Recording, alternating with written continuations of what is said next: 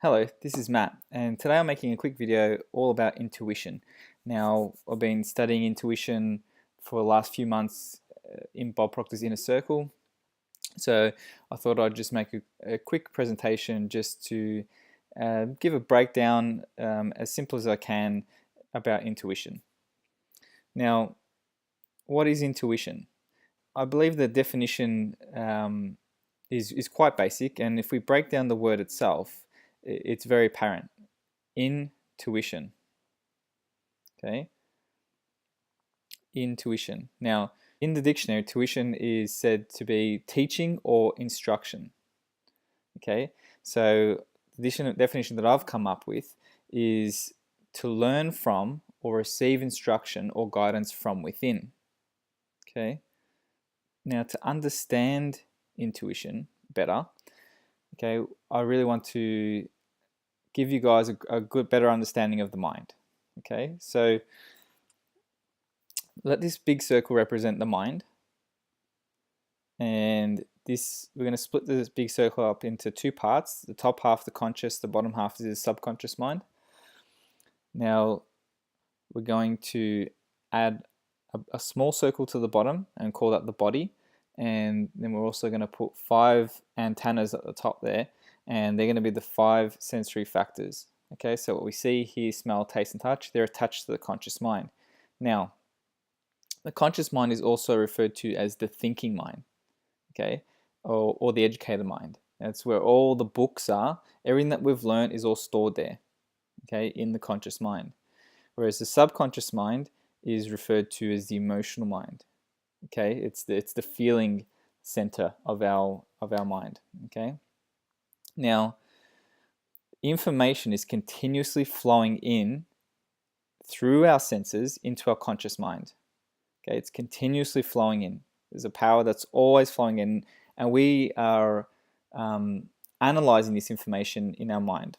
Okay, and we make it what it is. If it, whether it's good or bad, and we can accept or reject.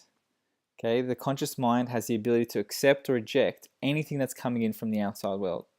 If it's accepted, it's then is impressed upon the subconscious mind. Okay, and the difference between the conscious mind and the subconscious mind is that the subconscious mind can only accept. It can't reject what comes in, accepts it as real. Okay, now when it accepts, okay, when something is planted in the subconscious mind, that then alters the vibration or controls the vibration of our body. Okay, whether we feel good or feel bad. So if you feel good, that's just conscious awareness of the vibration you're in. And the same thing is when you feel bad. So we know that the subconscious mind is open to suggestion from the conscious mind. Okay, so it can only accept the ideas that are impressed upon it. However, there's also times when the subconscious mind communicates ideas to the conscious mind, and that's what I really want to explain to you today. All right, now intuition has been referred to as a sixth sense. Okay, however, it isn't a sense at all. Okay, it is one of our higher mental faculties. Okay, the intellectual factors. We've got memory, reason, perception, imagination, will, and intuition. Now, the intellectual factors are actually stored in the conscious mind. The subconscious mind is hooked up to the universal mind. Okay, so if we just wipe out this bottom part of the picture here, it's like the subconscious mind connects us to everyone. It's universal, connects us to all things. Okay, so the universal mind is all-knowing, and therefore it can inform our conscious or reasoning mind of things which are not within our awareness. Okay, because it's all-knowing. Now, the intuition can be likened to a receiver, which picks up vibrations of thought from the universal mind or infinite intelligence. Okay, so there's information coming in, it's picked up by our intuition, okay, from the universal mind. This infinite intelligence that's out there. Okay, it's all around us. Now, I think there was a time when I read in a book that it's instructive to look to the psychic plane for guidance, okay, because this is the plane of many minds and not the universal mind. Okay, so I believe that that this particular author that I read this from was referring to the psychic plane as destructive, because what we're doing is we're picking up thoughts from other people around us, and the majority of the population are thinking thoughts of lack, limitation, worry, and doubt, and they can only lead to more of the same. So if we're picking up their thoughts, okay, that's going to alter the vibration that we're in, okay, because this goes straight into our subconscious mind, especially if we're not thinking, okay, and then that alters vibration and the results that we get. Okay, so one might ask, why doesn't the subconscious mind continually keep us informed about all situations in our lives? Why isn't it always feeding this information to us to tell us everything if it knows everything? Well, the answer is that it actually does. We just need to tune in or train our conscious mind to recognize the indications given to it. Okay, so like a common situation would be that someone prays or asks for guidance, they want help, and they don't get the answer that they're looking for. They don't get a solution. Okay, however, their minds are so busy that they're actually not allowing the answer to come in. They're not listening. Okay, I'm not sure what we hope for sometimes, if we're hoping for a big loud voice to say something or a letter to come, but we really have to listen. Okay, so it's like someone is trying to phone us, but our line is always busy. They can't get through. Okay, so we have to make ourselves open to receiving the answer. So what I'd highly recommend is to relax. Okay, build a habit of getting yourself into a completely relaxed state and asking yourself really good questions every day, questions that are going to help you move forward, okay, and then waiting for a definite lead before you act. Okay, so the lead can come in unexpected ways and times, but you're going to feel it when it comes. You're going to feel when it's the right one. Okay, and it won't come as a telegram. Like, it's not going to come as a letter. There might be a message in a letter that you read that will give you a hint in the direction to move towards, or just be a feeling to go and speak to someone, whatever it is. But you will be nudged by your intuition in the right direction. When I said earlier, ask yourself. The reason why I say ask yourself is that I mean the innermost self. Your innermost self. Now, we're not turning towards an outside source for guidance. We're going within. Remember what I said earlier. The subconscious is the universal mind. It holds all the knowledge that ever was and ever will be.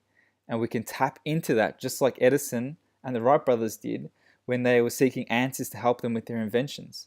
Okay, it's not just Edison and the Wright brothers, it's anyone. And you've probably done it before as well and not even really aware of it or how you did it. Okay, so we have to go within. All the answers are within us. Okay, so here are a couple of principles to be aware of when you're setting out to use your intuition to guide you on the right path. One thing I'd recommend is whenever you ask yourself a question, the answer is always there. All we need to do is just really be ready to receive it. Like I said, the first impression of feeling that you get will generally be the right one. It usually will feel perfect until the reasoning mind, okay, your logic, will flood you with worry and doubt. Okay, and then your logic and reason a different answer. Okay, so we often talk ourselves out of that intuitive feeling that we get. I really love the way Thomas Trout says it in this quote here. He says, "In spite of all appearances pointing in the direction of a certain line of conduct, there is still a persistent feeling that it should not be followed. In the majority of instances, it will be found that the argument of the objective mind, or we can say the conscious mind, however correct on the facts objectively known, what we can see, was deficient from ignorance of facts which could not be objectively known at the time, but which were known to the intuitive faculty." Okay, so what we can't see with our intellect, what we can't see with our five senses, okay, the intuitive faculty knows because it's picking up from the universal mind, the all-knowing. Okay, so the intuition will try and guide us down a certain path, okay, that might, to to our reasoning mind, it's just totally illogical. Like, why would you even go there? Why would you do that? But intuition knows. And when you get that hunch, it's really important to follow it.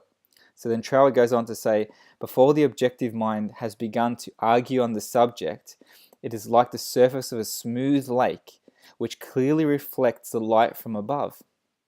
As soon as it begins to argue from outside appearances, these also throw their reflections upon its surface, so that the original image becomes blurred and is no longer recognizable. Okay, and I'm sure as I'm reading that, you're probably thinking of times when it may have happened to you, like you just had this feeling, that you should really do something. You might even have a really great idea.